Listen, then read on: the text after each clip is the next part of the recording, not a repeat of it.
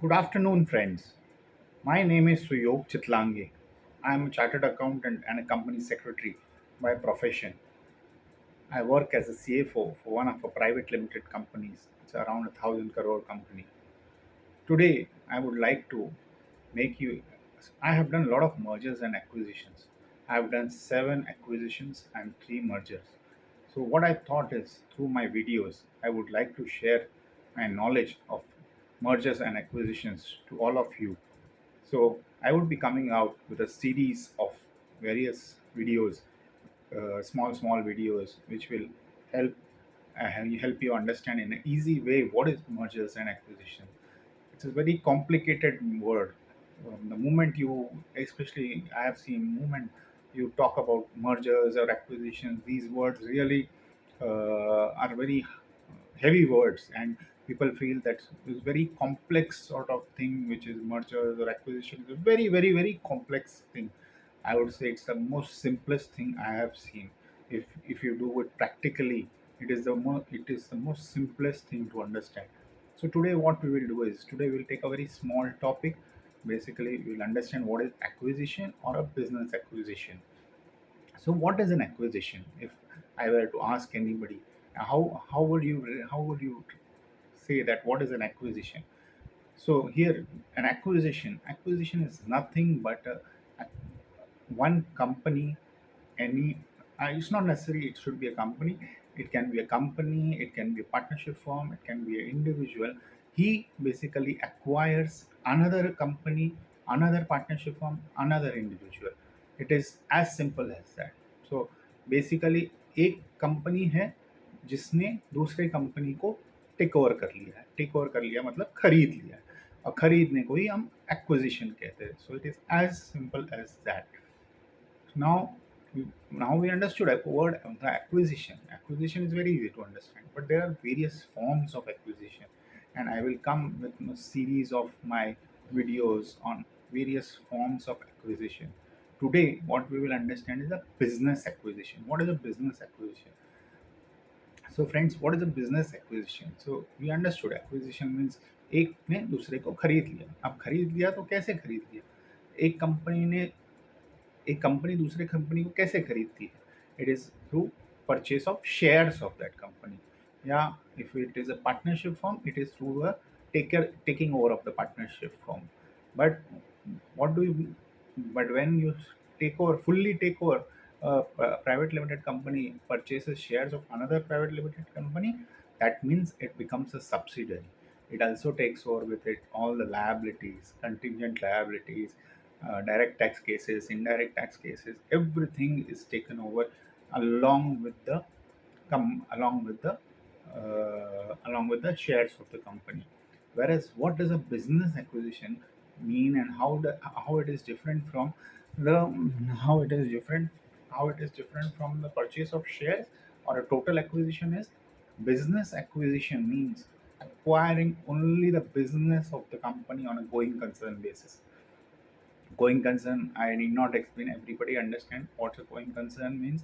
But just taking over the business, when you say business, so suppose one company acquires a business of another company, means business, whatever is required for doing the business of that another company will be acquired, which means land, building, employees, machinery, inventory, debtors, creditors, everything. So you will have a question: what is excluded then? So exclusion would be something like a private car which is of the promoter, or a laptop which is used by a promoter, or a vacant land which is used by a promoter. Vacant land on which no business is going on, that will be excluded.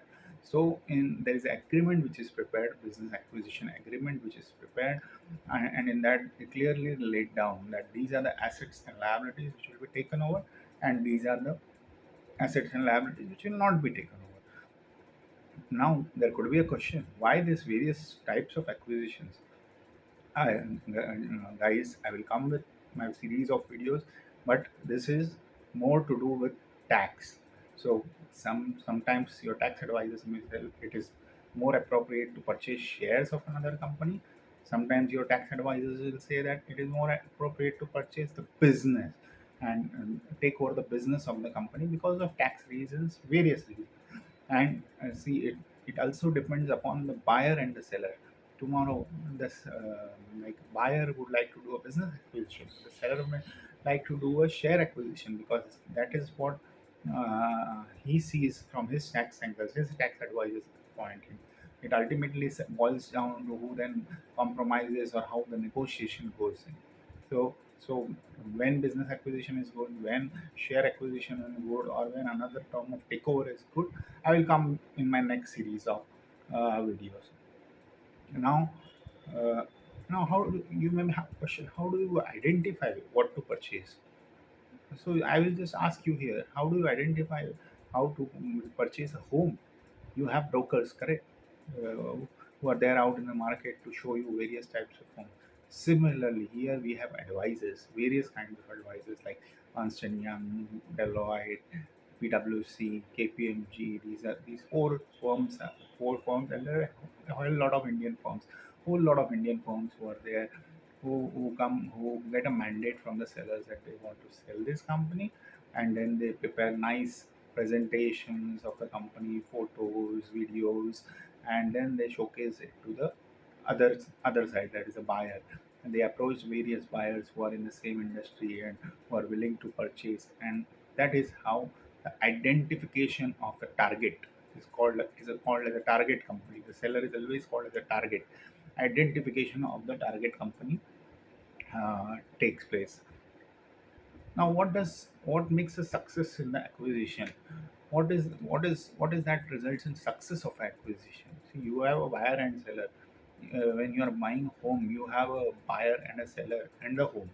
Okay, the price should match and the home should match. And some people believe in vastu. Vastu should be there. Similarly, here it is very important that the buyer and the seller gel together. That is one thing. And the second most important thing is that the seller takes care of the business of the buyer and his emotions and his employees. Okay, see, the seller has prepared his business, has risen his business from ground level to such a type level, and such a voluminous level, or he's brought it to X number of X percentage of turnover or X number of turnover. Now he's getting out of the business, but getting out is a very emotional thing for anybody. So unless the buyer ideologizes with the seller or follows the ideology of the seller, I think it's very difficult to do an acquisition. Yeah, when the buyer gives the confidence to the seller that his employees will be taken over, his business will be, he will not, he is in there for long term, and his business will be grown, no acquisition is successful acquisition. And that is why I come to the next thing is that relationship development of relationship between a buyer and a seller is very important in doing an acquisition. If you don't have the proper relationship, if you don't develop the relationship, you'll have to go for 100 lunches, dinners with the buyer, with the seller, to develop that rapport with the seller. I have seen with my eyes, with my company, that we developed a relationship with the seller in such a manner that our competitor was ready to give a higher price to the seller, but he did not go with it. Another important factor in making a successful acquisition is many entrepreneurs have their children, and some of the children would like to enter into the business. So they are they don't want to sell the entire 100%. They are willing to sell 75%, 80% of the business, because 20% they want their child also to be in the business. And so that ideology also has to match by the buyer should be ready to do only 80% acquisition, 70% acquisition, 60% acquisition, whatever it is. Now you may be having a question. What is the process? What is now the next process? Yes, buyer and seller met, they liked each other, and they liked each other, relationship developed, and finally now the process comes. So the first step to the acquisition is giving of an NBIO, which is called as a non-binding offer letter.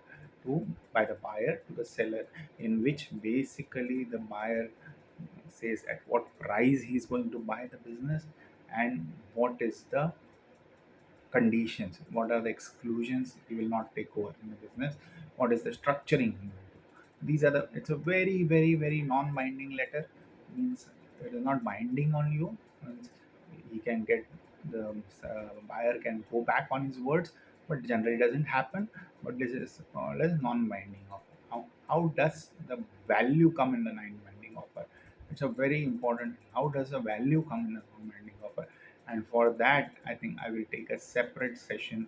How does the value come? Because the determination of the value in the non-binding offer is very important, because that's the starting point where the buyer, where the seller would be interested in the deal or not. Because suppose seller is estimating 100 crores, and if you give only a 60 crores, then the deal is going to fall apart, because you are not going to come from 60 to 100. But if the seller is accepting 100 crores and the buyer is at 90 crores, obviously then obviously some it can close at 95.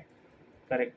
So this is the process. NBIO. After the NBIO, what process is followed, what are the things done, I will take in my next session. Thanks for listening to me. Thank you.